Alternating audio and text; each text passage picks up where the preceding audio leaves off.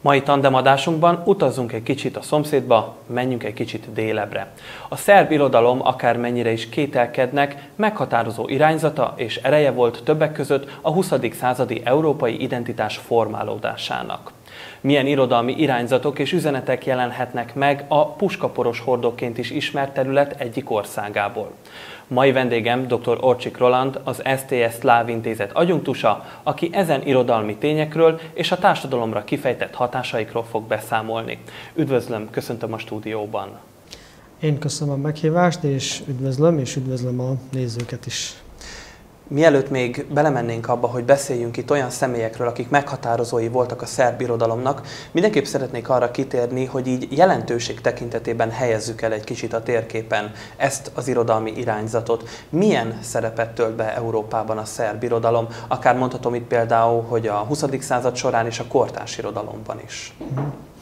A 20. században a szerb irodalom nagy változáson esett át, és ez végül is valamilyen szinten összefügg az első világháborúval, ugyanis egészen addig a pontig a szerb irodalom mindig, tehát rá is jellemző volt, mint a többi közép-európai, kelet-közép-európai irodalomra, hogy késve, vagy kicsit ilyen 10-20 éves idő eltolódással jelentek meg a nyugat-európai irodalmi tendenciák.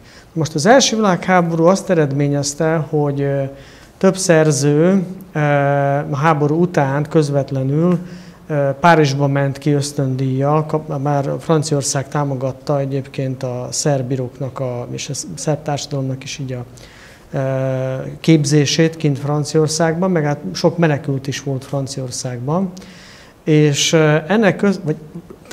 talán ennek köszönhetően, nem biztos, hogy csak ennek köszönhetően, a szerb irodalomban megjelenik az avantgárd, és itt már a késés már csökkent ahhoz képest, hogy ugye a francia irodalomban az avantgárd az első világháború előtt már megjelenik, közvetlenül valamennyivel.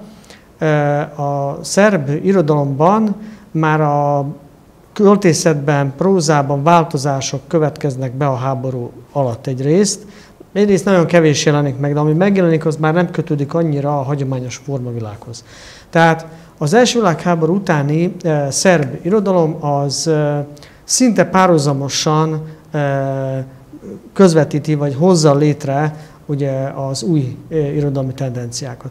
És akkor valójában, hogyha innen nézzük a szerb irodalomnak a történetét, vagy a változásait, akkor azt látjuk, hogy ez a fajta Európához való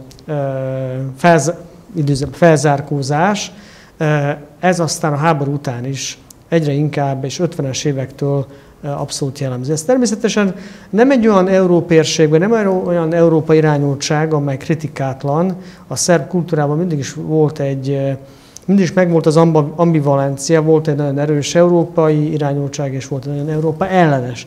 És ugyanez fogja majd jellemezni a két világháború közötti időszakot, illetve a második világháború utáni időszakot, amikor a Jugoszlávia kontextusán belül működik a szerb irodalom. Ez azt is jelenti, hogy a korábbi korszakokhoz képest, amikor a szerb irodalom a többi déli szláv irodalmakhoz képest azoktól függetlenül fejlődött, vagy kevesebb kapcsolódás volt.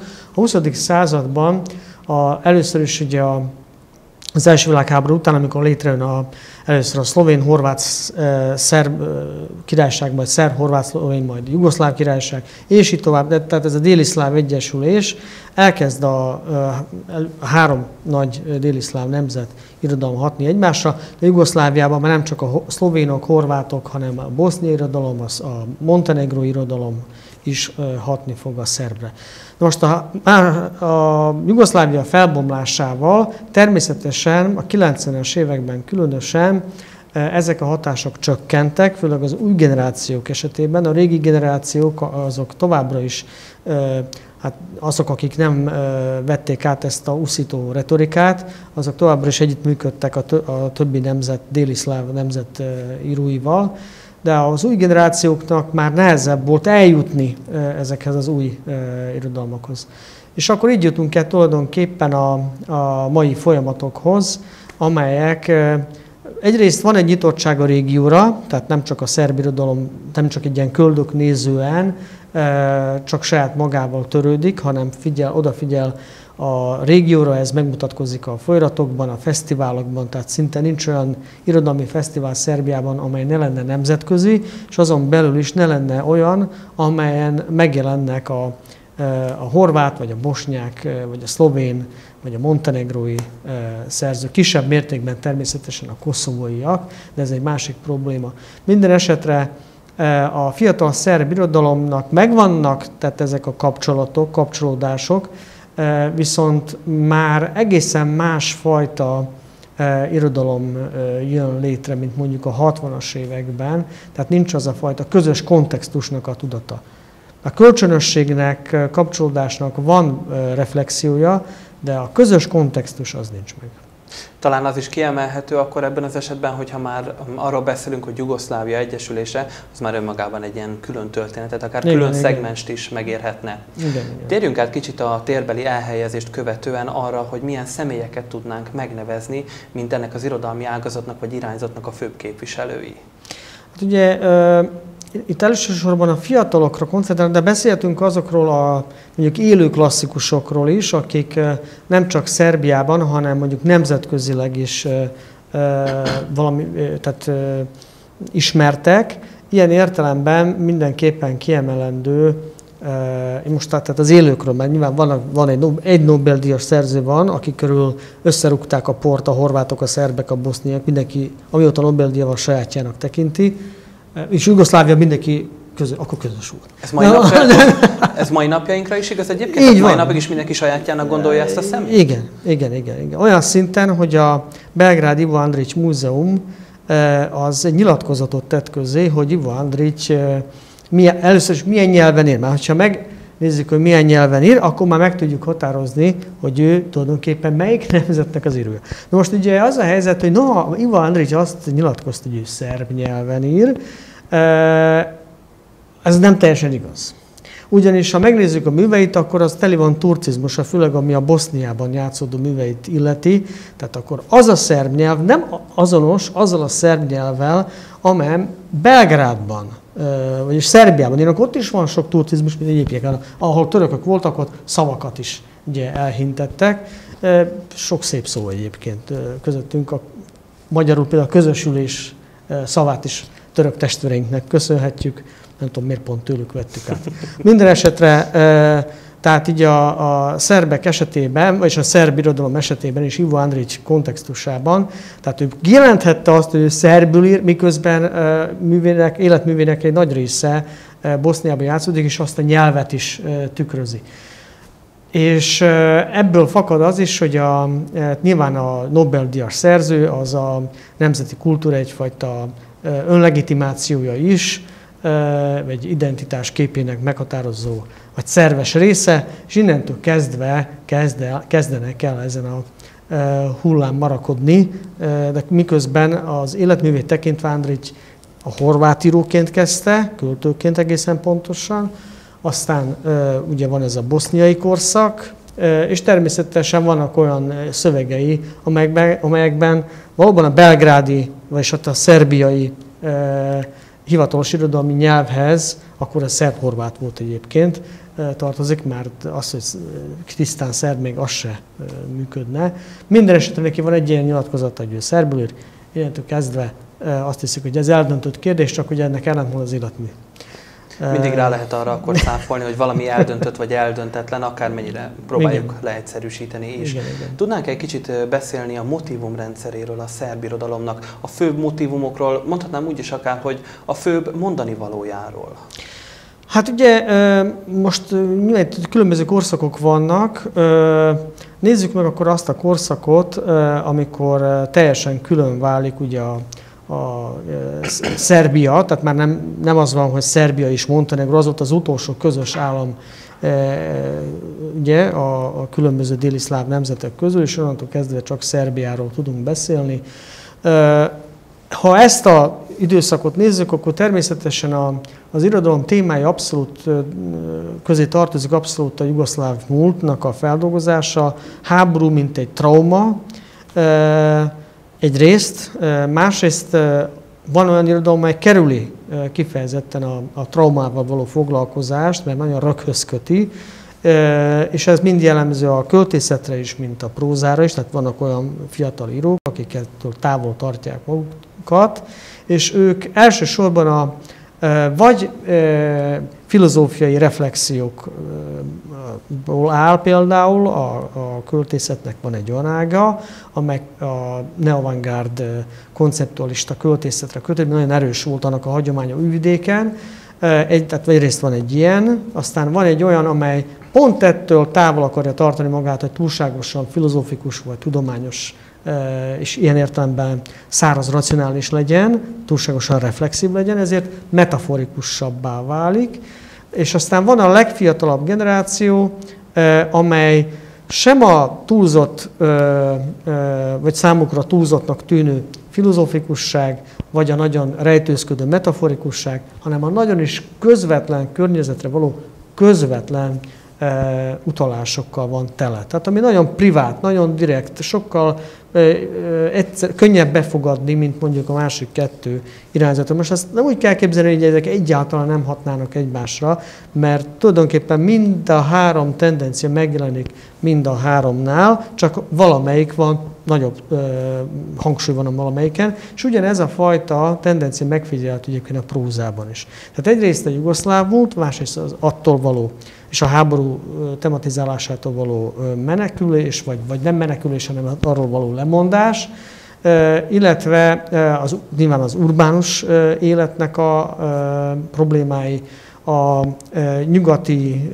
nyugat-európai vagy amerikai, különösen amerikai nagy hatással van természetesen a fiatal szerb irodalomra is, és az ott megjelenő identitáspolitikák szerepelnek napirenden a fiatal szerb irodalom esetében is. Akkor ez szerint elmondható az is, hogy itt valójában világi ráhatásokat is megfigyelhetünk, vagy európai ráhatásokat? Gondolok itt például olyan gondolathullámokra, amelyek így egész Európán végig söpörtek. Most akár, hogyha sorolnunk kellene, például realizmus, vagy ugye például a romantika, vagy bármely ilyen irodalmi és művészeti, képzőművészeti behatások, ugyanúgy amellett, hogy a környezetükre, saját környezetükre reagál az irodalom, ugyanúgy ezek az eszközök is megtalálhatóak?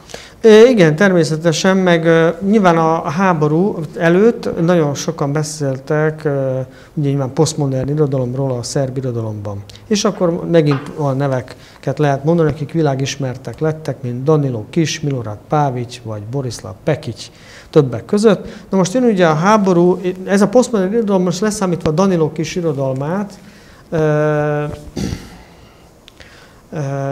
meg hát tulajdonképpen Pavićnak is van egy politikai szférája, csak a Danilo Kis nem köteleződik el egy ideológia mellett, hanem inkább a kételj mindenféle ideológiummal szemben, amely végül koncentrációs táborként nyilvánul meg. Na most ugye a 90-es évektől maga a háború az felerősítette, úgy nevezték, hogy a neorealista tendenciákat.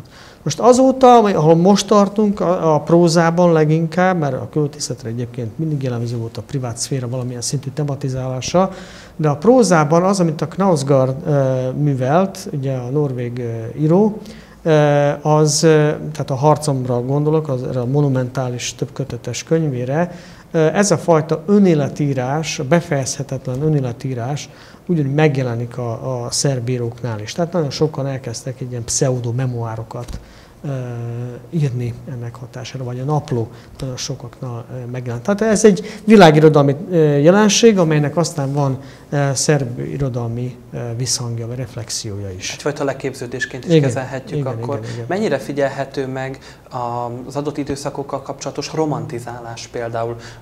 Akár megemlíthetjük magyar viszonylatban is, hogy mindig megtalálható az irodalomban egy előző korszaknak a romantizálása, akár az irodalomban, vagy másfajta művészeti ágakban. Ugyanez megfigyelhető a szerb irodalomban is? Jelen pillanatban nem, de természetesen a múltban igen. Ez első körben a 19. századot jellemzi, amennyiben a romantizálás alatt mondjuk a romantika esetében mondjuk a nemzeti múlt megkonstruálása és idealizálása és mintaszerűvé állítása mondjuk a valami fajta poetikai cél, ez természetesen megjelent a szerb irodalomban is, és nagyon érdekes, hogy Petőfi Sándornak elég nagy hatása volt ebben. Egyrészt a szerbek Petőfit szerbnek hitték, ezt nem tudták, hogy az édesanyja szlovák, de ő maga persze szlovákul nem is tudott. Minden esetre ők abszolút szerbnek hitték, Petrovicsból kiindulva, és akkor egyrészt rajongtak az ő forradalmi költészetért, másrészt pedig saját nemzeti hősükként tisztelték. Ha már Petőfi felmerült, akkor mielőtt bármilyen jellegű kulturális mozgalmakról beszélnénk, adódik a kérdés, hogy beszélhetünk-e szomszédos ráhatásokról, gondolok itt például Magyarország ráhatására, vagy ugye a időszakhoz kötve a Habsburg birodalom, egységes birodalom ráhatására, vagy bármilyen szomszédos, akár délről érkező ilyen együtthatókról. Nyilván a 19. századig, tehát az első világháború befejezése, monarchia fennállásáig a szerb irodalom számára az európai értékrendet vagy új tendenciákat átadó kultúra magyar volt. Természetesen ez nem csak a monarchia korszakában, ez már a középkor óta így van, hiszen a kereszténységnek bizonyos jelenségeit, irodalmit vagy akár államigazgatásit a szerbek a magyar kultúrától vesznek át. Tehát a magyar kultúrának a monarchia fennállásáig átadó kulturális szerepe van, közvetítő kulturális szerepe van nyugat és kelet, nyugat és dél között. És akkor az első világháború óta ez természetesen megváltozott, de hatások vannak. És most hoztam is egyébként magammal néhány kiadványt, ezt a Újvidéki Fórum kiadó, magyar könyvkiadó és a szerb Mrácsna Komora közösen adták ki. Kortárs magyar-szerb költészeti antológia. Magyarországra az akkor még létező József Attila kör, a JAK kapcsolódott ebbe bele. Ez azt jelenti, hogy egy ilyen panorámát nyújt a fiatal költészetre. Eredeti nyelven szerepelnek benne versek, tehát szerbül és magyarul, illetve egymás nyelvére fordításban. Ezért is a neve ennek az antológiának az, hogy transportőrök, mert NS, a szónak a közepén szerepel NS, mint Novi Sad, vagyis Újvidéknek a szerb elnevezése, úgyhogy ezt meg is nézheted. A másik pedig, ez nemrég jelent meg, az tavaly jelent meg egészen pontosan, Folyó antológia, ez egy ilyen kicsi, szintén kétnyelvű, magyar-szerb fiatal próza és lirikusok szerepelnek benne, és az antológia a folyó motívuma köré épül. Tehát ezt lehet kiemelni, akkor szintén a fórumnak jelent meg a fiatal műfordítók antológiája, hiszen a magyar-szerb viszonylatban mindkét irányban rendkívül fontos szerepet játszanak a műfordítók, nélkül nem lenne semmiféle kapcsolat.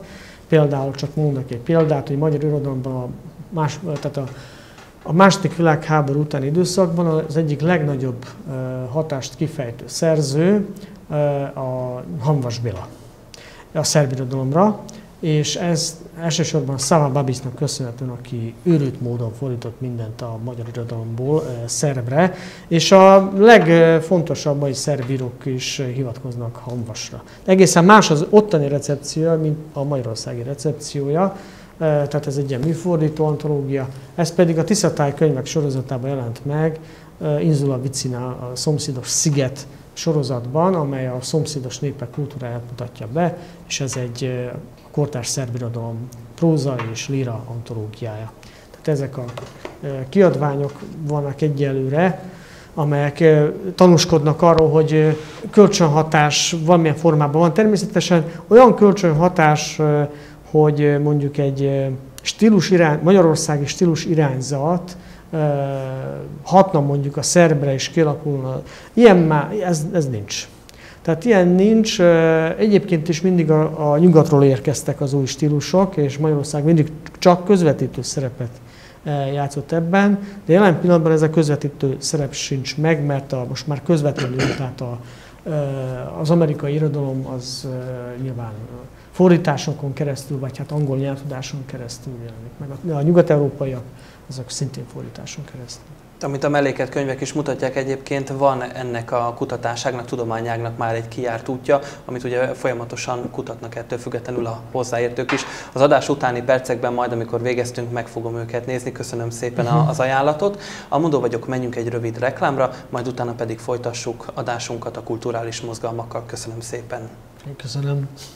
És a kedves nézőknek is üzenem, ne menjenek sehová, egy rövid reklám következik, de már is visszatérünk.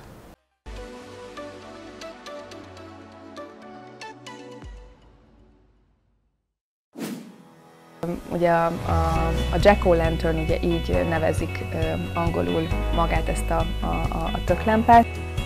Érdekes lehet, aki úgy mondjuk szeret olvasni, mert egy tényleg kivételes emberi pálya, és pályafutás, meg tanmese a kitartásról. Tehát...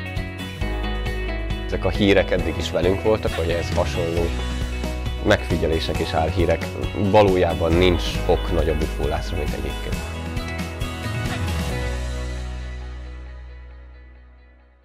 Melyik a kettő közül a nehezebb, az embert tanítani, vagy a kutyát tanítani? Hát az embert, nyilván az embert, mert mi sokkal árnyaltabbak vagyunk. A kutyára azt szoktam mondani, hogy nála vagy fekete, vagy fehér valami.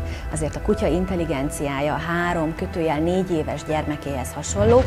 Sokan azon a véleményen vannak, és talán én is hajlok felé, hogy ezt osszam, hogy például a gyerekeknek az első 3 életévükben mozgóképpel nem is nagyon kellene, hogy találkozzanak. Azt gondolom, hogy minden gyermeket, attól függetlenül, hogy sajátos nevelési igényű vagy nem, egyénileg kellene differenciálni, amit a tananyagok és különböző törvényi hozások nem nagyon engednek meg. Úgyhogy ilyen szempontból a versek olvasása, a verstanulás, versmondás terápiás értékkel is bírhat, és tényleg nagyon sokszor segíthet nehéz helyzetekben. Ha megkapja azt a tervezőt, hogy ezt a házat kell felépíteni, egy funkcionális analfabéta, hogy fogja felépíteni ezt a házat? Mint a következőre behozunk, tehát Attila szívesen állít valótlan dolgokat itt rendszeresen, de a következőre behozom. A múltban a csőcseréket azt mindig a szélső jobb adta.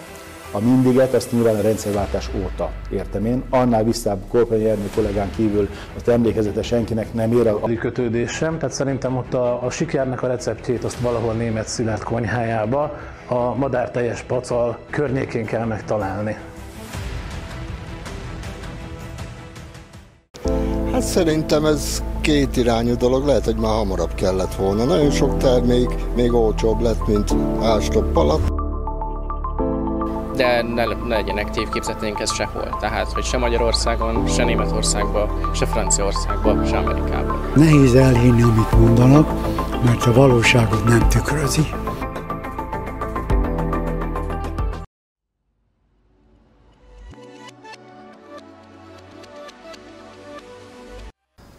A reklám előtti percekben a rövid könyvismertető folyamán beszéltünk arról, hogy érdemes megemlítenünk azokat a különböző mozgalmakat, amelyek hozzájárultak a szerb irodalom alakulásához, fejlődéséhez. Szintén említettem, hogy vendégem a stúdióban dr. Orcsik Roland. Folytassuk talán akkor azzal a beszélgetésünket, hogy beszélünk ezekről a kulturális vagy irodalmi mozgalmakról, akár fiatalok által vezérelt mozgalmakról. Milyen módon hatottak ezek a megindulások, megmozdulások a szerb irodalomra és különböző alirányzataira? Azt mindjárt hozzá kell tennem, hogy azok a mozgalmak, amelyek irodalomhoz is köthetőek, ezeknek az előzménye a jugoszláv korszakban 60-as évek hol államilag támogatott, hol pedig nem támogatott és szubkulturálisan létező mozgalmaknak a következményei, vagy azok folytatásai valamilyen szinten, hiszen azok a szabadság politikák és szabadság poétikák, és tehát lényegében az a világnézet, ami a szabadság fogalma körül jelenik meg, az aztán folytatódik a mai irodalomban is. Mire is gondolok pontosan, nyilván itt az jelen pillanatban nagyon sok esetben látunk egyrészt ökológiai mozgalmakat, másrészt ugye a nemi egyenjogúság különböző mozgalmait, és ezek közé tartozik tulajdonképpen ez az antológia is, ami tavaly jelent meg. Ez friss kiadás. Igen, akkor, igen. Sziniset Tucic fiatal költő szerkesztette, akit egyébként én fordítottam le magyarra a verses kötetét, Vörös vonal címmel, az Tempelvölgy kiadónál jelent meg, ez 2022-ben. De ez az antológia, amit ő szerkesztett, az Újvidékhez köthető női költőnők antológiája. És hozzá kell tenni, hogy a szerb irodalomban a feminizmus az természetesen már a jugoszláv korszakban a Jugoszlávia eszmerendszerének emancipációs vonatkozásaival összefüggésben megjelent, de az igazi, mondjuk így arculata a szerb irodalomban a belgrádi Pro Femina folyóirat volt a 90-es években, mellesleg Soros György alapítványának támogatásával, ugye az ördög megjelent, és azonnal a nőket támogatja, és az a Pro Femina az megszűnt, ahogyan a Soros Alapítvány visszavonult, és innentől kezdve esetlegesebb ezeknek a financiális háttere. Minden esetre ez az antológia megjelent, és nem csak a legfiatalabb vidékírónők, hanem pont ahogy mondtam, már a jugoszláv korszakban alkotó író és költőnők is jelen vannak benne. Tehát ennek az antológiának van ilyen értelemben egy társadalmi kontextusa is. Ez tehát a nemi egyenjogúsághoz és azok mozgalmaihoz, a feminizmushoz kötődik, de természetesen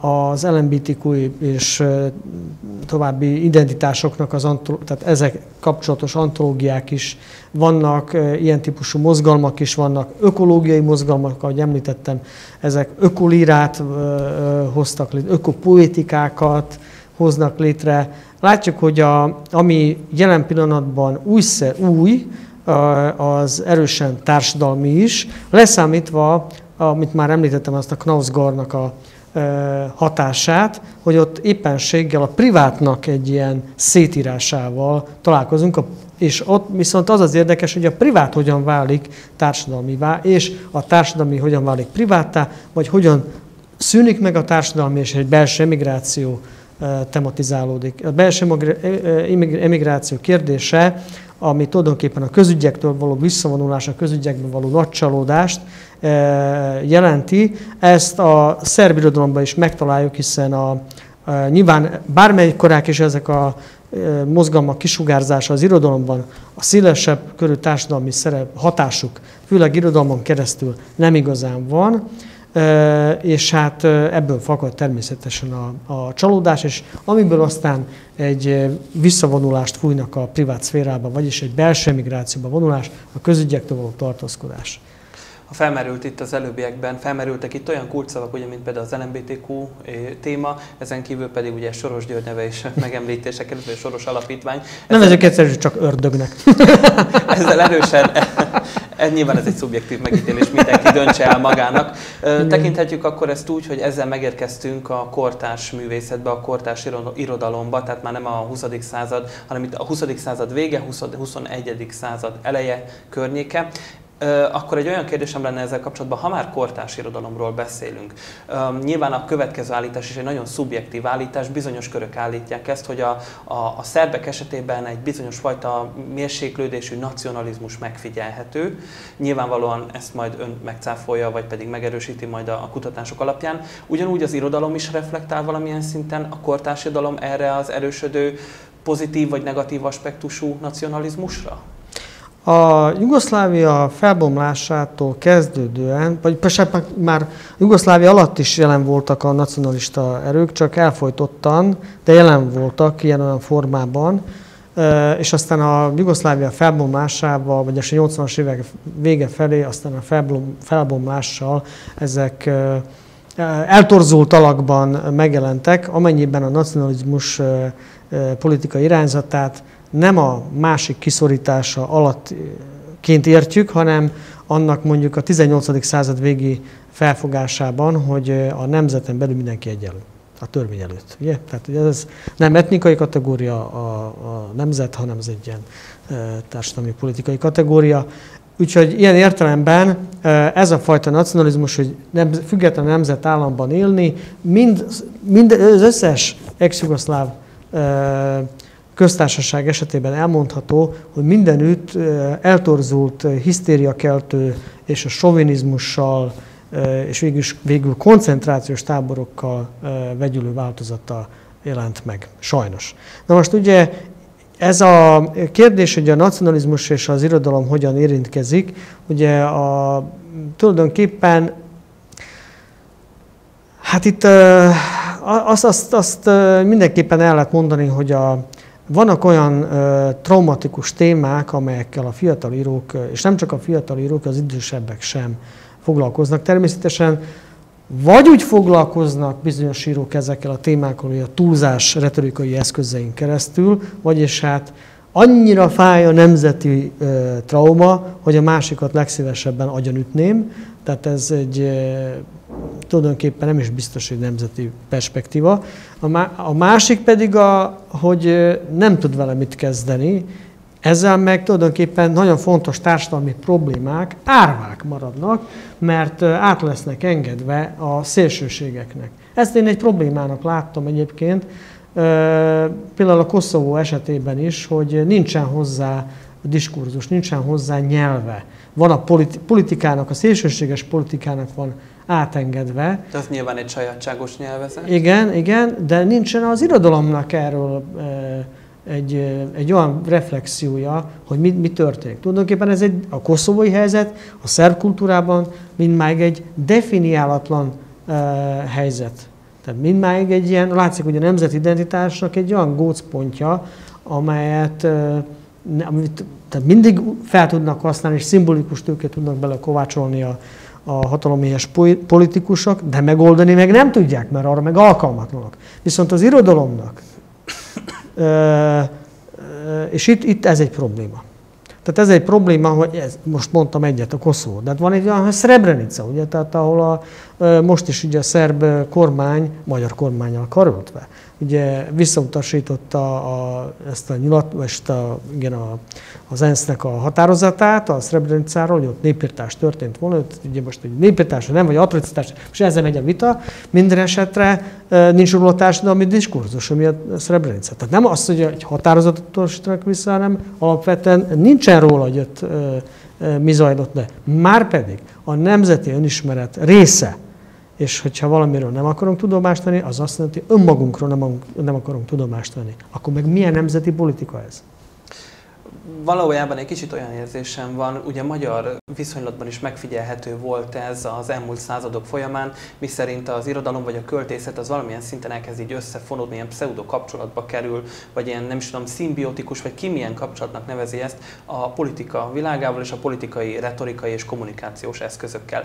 Az, hogy ez mennyire negatív vagy pozitív hatású különböző szemléletekből, azt hagyjuk meg, lehet más jellegű elemzőknek, más jellegű elemzőműsorokban, viszont visszakanyarodva ahhoz a témához, hogy például kortárs irodalom feltevődik, vagy feltehető az a kérdés, hogy milyen kihívásokkal kell megküzdjön ma a kortárs szerb irodalomnak, ezen kívül pedig ezen irodalmi irányzat képviselőinek. Például a szerb írók ma milyen nehézségekkel küzdenek, ha küzdenek egyáltalán nehézségekkel? Természetesen küzdenek nehézségekkel. Az egyik az biztos, hogy egzisztenciális jellegű, a támogatási rendszer, nyilván azokra az írókra vonatkozik ez, amelyeket nem tart el a piac. Na most az irodalomnak a piacon való jelenléte az eléggé ambivalens, mint egyébként Magyarországon is, vagy más poszt-szovjet, Jugoszlávia, és a szerbiek nem poszt-szovjet, de hát itt a közép-európai poszt-szovjet államok közül, de nem tudom, most nem figyeltem azt, hogy tulajdonképpen hogy fognak a könyvek Nyugat-Európában, de azt hiszem, hogy a költészet ott sem fogy. A költészet, a dráma, vagy a novella, tehát ott sem lehet ezt eladni, viszont akkor nem lehet azt csinálni, hogy na akkor slendrián azt lemondunk róla, mert nem lehet eladni. Ugye nem csak a piac szabályozhatja a kultúrát, mert akkor rácsesztünk. Ezért az államnak a szerepe rendkívül fontos ebben, hogy mit és hogyan támogat, és természetesen ezek hol jól működnek, hol esetlegesen működnek, ez látszik abból, hogy egy fesztiválnak milyen a költségvetése például. Szerzők kapnak egyáltalán honoráriumot például. De most ezt leszámítva, tehát ezt az egzisztenciálist leszámítva, nyilván az a kérdés, hogy mennyire képes a szerb irodalom Európában érdekes lenni. Ugye a kortárs szerb irodalom Európában érdekes lenni, és én azt látom, hogy van érdeklődés a szerb irodalom iránt. Például azt hiszem tavaly előtt jelent meg, egyébként nagy botrányt is kavart, Angliában jelent meg egy kortárs szerb irodalmat bemutató, fiatal kortárs szerb irodalmat bemutató antológia, és botrány lett belőle természetesen. Lehet arról többet tudni, hogy mi miatt történt? Ez mi volt az, amit olyat mondtak benne esetleg, ami miatt botrány lett? A cím, most nem tudom, emlékszem pontosan a címére, de ilyen a háborúra vonatkozó cím volt egyrészt, másrészt pedig nyilván akik nem kerültek be, akkor ott ilyen politikai hátteret kerestek benne, stb. Ez még mindig, tehát most mondhatjuk azt, hogy a demokrácia része a versengés, de itt most a versengés nagyon inkább taposásnak lehet mondani, ugye olyan demokrácia. Dömpingként is felfogható? Igen. Tehát most csak az, hogy sok szerző, de hát ugye itt maga a kánon is egy problematikus kérdés ebben az egész folyamatban. Tehát, hogyha az a kérdés, hogy tulajdonképpen mivel küzdenek a szerzők, nyilván a kánonba kerülés, de a kánon az a hatalom kérdése egyben, és akkor, hogy hogyan néz ki a kánon, hogyan néznek ki azok az intézmények, az az intézményrendszer, mennyire demokratikus, mennyire veszi figyelembe a másikat.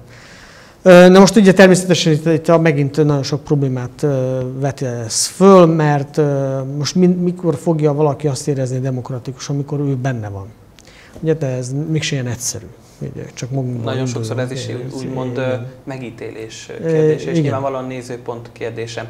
Talán egy olyan utolsó témakör, amiről érdemes lenne beszéljünk, az pedig az lenne, hogy miként tud a szerb irodalom más balkáni országoknak a mostani kortárs irodalmára reagálni, esetleges reakciókat megfogalmazni, vagy egyáltalán szándékában áll-e ennek az irodalomnak, hogy reagáljon erre? Kell-e ez? Vagy szükség van erre? Létezik-e egyáltalán? Azt hiszem, hogy igény van, de nem mindig valósul meg. Minden esetre azt látni, hogy például míg a háború alatt időszak, vagy közvetlenül a háború után nem nagyon jelentek meg könyvek a horvát irodalom, de kölcsönösen se, tehát nem csak a szerbek nem adtak ki, itt mindenki gyűlölt, maradjunk ennyiben, és ezért, tehát ez volt a nagy nemzeti álom. Egyesülünk a nagy gyűlöletben, a nagy köpködésben és öldöklésben. Na szóval, hogy ebből fakadóan nagyon nehezen működtek ezek de voltak irodalmi kapcsolatok, sőt voltak, akik tudatosan ennek ellenébe mentek. No, de most azt látni, hogy elmegyünk Szerbiába, Újvidékre, a könyvesboltba, a Boulevard Booksba, vagy elmegyünk a Laguna, az, amit itt a Libri, vagy a Lira könyvesboltjaiba, akkor nem csak kortárs szerb írók könyveit látjuk, hanem horvátországi írókönyveit is látjuk, olykor boszniai szerzőkönyv, és nem csak boszniai szerb szerzőkönyveit látjuk. Sőt, olyasmivel is találkozunk, hogy egy horvát író, például Miljenko Jergovicnak a könyveit szerb kiadók is kiadják. Miljenko Jergovic ugye jelen pillanatban azt mondja, Zágrában él. Magyarul is több könyve jelent meg, egyébként szarajevói születésű, de a háború alatt Horvátországban menekült. Tehát az ő könyveit például meg lehet kapni, és ezek a művek természetesen valami módon hatást is kifejtenek ezeken a területeken, és itt mindenképpen ki kell emelni azt, ugye, hogy már azt hiszem jeleztem, hogy szinte nincs is olyan szerb irodalmi fesztivál, mert ne lenne nemzetközi, és ugye ezeken ugye a ex-jugoszláv térségből is mindig jelen vannak a szerzők. Hát ki kell emelni itt például a Kikinda Short Fesztivált, ez a rövid próza fesztiválja, amely egyébként korábban még több pénz volt, akkor minden évben egy antológiával is zárult, és amely fesztivál minden évben egyébként magyar szerzőt is vár, és abból a kiindulásból, hogy Szerbiában, Vajdaságban jelentős magyar kisebbség és magyar irodalom is van egyébként. Tehát ez kezdetektől fogva szerepelteti például a magyar szerzőket is, de a térség többi szerzőt is. Tehát megfigyelhető egyfajta reakció, van azért egyfajta ilyen kifejtett irányzatok, hogy valamilyen szinten a szomszédos országoknak is reagálunk az irodalmára, vagy pedig, ahogy ugye ön is említette, megjelennek valamilyen formában ezek az irodalmi művek, esetlegesen fordításban lefordítva, vagy pedig ugye úgymond piacra dobják, ha fogalmazhatunk így. Egy nagyon rövid gondolat erejéig még... De csak ezt hozzáfűzhetek egy gondolatot. Az volt itt, fölmerült már az, hogy a politikai kérdések hogyan szövődnek össze az irodalomban, és azt gondolom, hogy ezek a fesztiválok, meg azok az írók, akik tehát reflektálnak a másikra, és nem azért, hogy valami fajta ilyen felszínes liberalizmusként legyenek üdvözölve, hanem egyszerűen a másik iránti kíváncsiságból kiindulva. Tehát ez egy olyan fajta tendencia, amely ellene tart ennek a fajta türelmetlen politikai és haszonszerző politikai diskurzusnak. Tehát, hogyha az irodalomnak valamilyen társadalmi szerepet akarok látni, vagy azt akarom látni, mi a értelme a létének, hiszen nem veszi senki, hiszen marginalizált, hiszen a verses kötetekből el kell 50 példány, vagy 100 példány, akkor azt mondom, hogy az a pár ember, aki kezébe veszi, akkor az egy találkozás azzal, aki például úgy gondolja, hogy a gyűlöletnek lehetséges az alternatívája.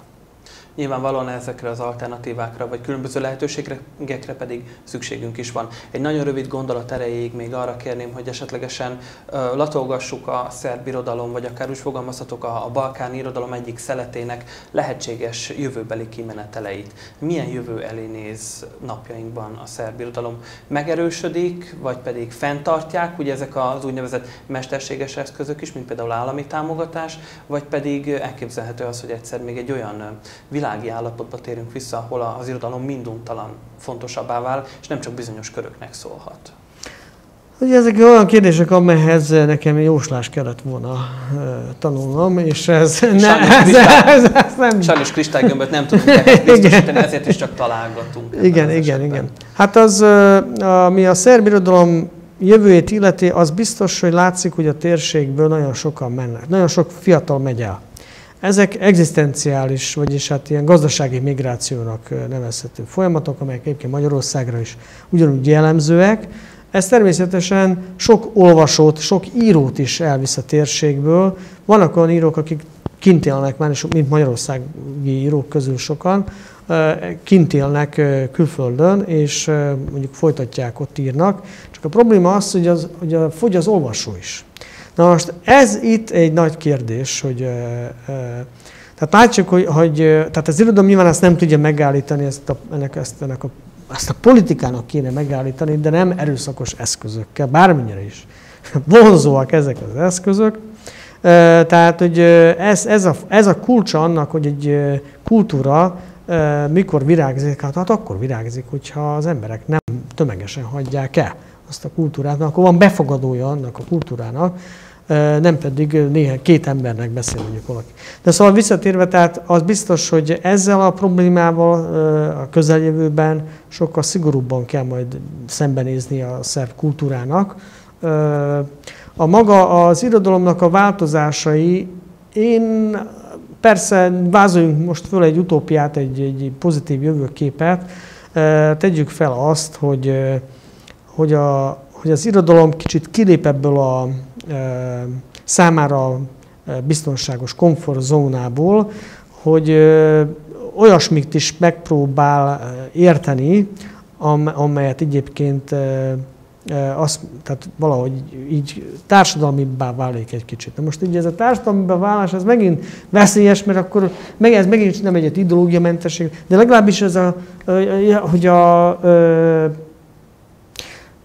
hogy a hétköznapi ember is megtalálja magát benne. Ez persze még egyáltalán nem jelenti azt, hogy a hétköznapi ember az, akinek a legnagyobb problémája az, hogy hány kolbász legyen a spejzben, hogy akkor a kolbászok mellé odaadok egy verses kötetet vagy egy regényt. Tehát ez nem biztos, hogy bekövetkezik. De legyen ez az utópia képünk, hogy 2080-ban a szerb falvakban és kisvárosokban, a spejzben, a kolbászok és sonkák mellett ott lógnak majd a kortárs írók könyve is. Egy elég érdekes jövőképest, és nyilvánvalóan, ha már csak azt is veszük figyelembe, hogy az emberi szükségletrendszer az egy évezredek óta ilyen alapvetőnek tűnik, a biztonságtól kezdve egészen ugye a táplálkozás, és majd később ugye pedig a szellemi fejlődés irányában is. Akármennyire jót mosolygunk most ugye ezen a felvázolt vagy felfestett képen, ettől függetlenül nyilvánvalóan a szellemi gyarapodás az minduntalan fontos az emberiség számára. Szerintem záró gondolatnak ez a megmosolyogtató kép, ez kitűnő volt, úgyhogy köszönöm szépen, hogy elfogadta a meghívásunkat. Én köszönöm a meghívást, és hát olvasson a kortárs szerb irodalmat, immár magyarul is sokat lehet olvasni. Köszönöm szépen. És a kedves nézőknek is köszönöm szépen, hogy ebben a tandemadásban is velünk tartottak. Tartsanak velünk legközelebbi adásainkban is. Viszontlátásra!